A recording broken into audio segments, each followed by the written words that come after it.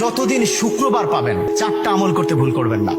আজকে শুক্রবার না, আমি জানি না 4টা আমল করেছেন কিনা বা করছেন কিনা, আপনারা মিলিয়ে নেবেন। যদি 4টা আমল আজকে না করে থাকেন, আজকে থেকে জীবনে যতদিন শুক্রবার পাবেন 4টি আমল করতে ভুল করবেন না। পারবো তো ইনশাআল্লাহ? ইনশাআল্লাহ। 1, দুরূদ পড়া। আমার বিশ্বনবী দুরূদ সম্পর্কে কত অসাধারণ কথা বলেছেন। একজন সাহাবা এসে বললেন, ইলা রাসূলুল্লাহ সাল্লাল্লাহু আলাইহি ওয়াসাল্লাম, ও নবী, আমি যদি আপনার প্রতি দিনের 1/3 ধরে দুরূদ শরীফ পড়ি আমি কি নিয়ামত পাবো? বিশ্বনবী বললেন, তুমি যদি দিনের 1/3 ধরে আমার প্রতি দুরূদ শরীফ পড়ো তোমার জন্য বিশাল উপকার হবে, আরো বাড়িয়ে পড়লে তোমার জন্য আরো ভালো হবে। সাহাবা মহা খুশি হয়ে গেলেন, ইয়া রাসূলুল্লাহ, আমি দিনের অর্ধেক সময় জুড়ে যদি আপনার প্রতি দুরূদ শরীফ পড়ি তাহলে কি হবে? বিশ্বনবী বললেন, এটা বিশাল শুভ সংবাদ তোমার জন্য, তার চেয়ে আরো বাড়িয়ে পড়লে তোমার জন্য আরো ভালো। সুবহানাল্লাহ। বিশ্বনবীর কথা আবেগতাড়িত হয়ে সাহাবা বললেন, ও নবী, আমি পুরো 24 ঘন্টার যখনই সময় পাবো তখনই যদি আপনার প্রতি দুরূদ শরীফ আমি পড়তে পারি গো নবী।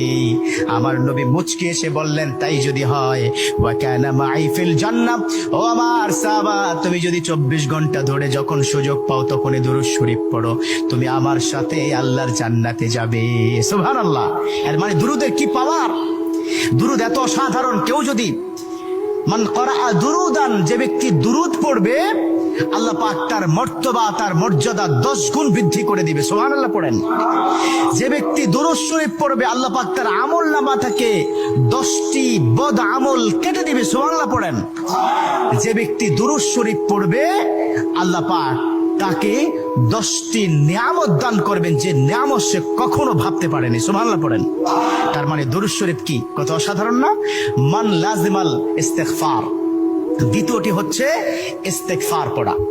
জুমার দিনে অবশ্যই ইস্তেগফার পড়বেন।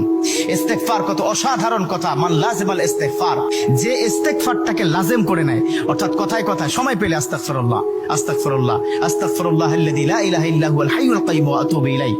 কোথাও ভুলে হয়তো একটু ফেসবুকে কোন একটা নারীর ছবি চলে আসলো, আস্তাগফিরুল্লাহ স্কিপ করে দিল। এরকম ইস্তেগফার যে ব্যক্তি লাজিম করে নিল, কথায় কথায় সুযোগ পেলে যে ইস্তেগফার পড়ে, আল্লাহ পাক তার পিছনের গুনাহগুলো ক্ষমা করে দেয়। সুবহানাল্লাহ। তৃতীয় নম্বর কাজ দেব, জুমার দিনে ভুল করবেন না, সেটা হলো ফজরের নামাজটা আদায় করতে ভুল করবেন না। এখন যদি আমি জিজ্ঞাসা করি, মাশাআল্লাহ, এখানে যতজন আছেন আজকে ফজরের নামাজ পড়ছেন কিনা, মনে হয় না আমি খুব বেশি পাবো যে ফজরের নামাজ পড়েছেন। আর 4 নম্বর যেটা হচ্ছে, জুমার দিনে যতদিন জুমার দিনে আপনি পাবেন সবার আগে মসজিদে প্রথম কাতারে আসবেন।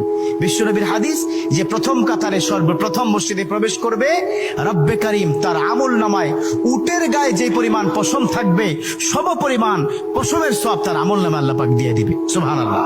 তা 4টা আমল করবো তো ইনশাআল্লাহ? আল্লাহ পাক কবুল করে নিক। আমিন।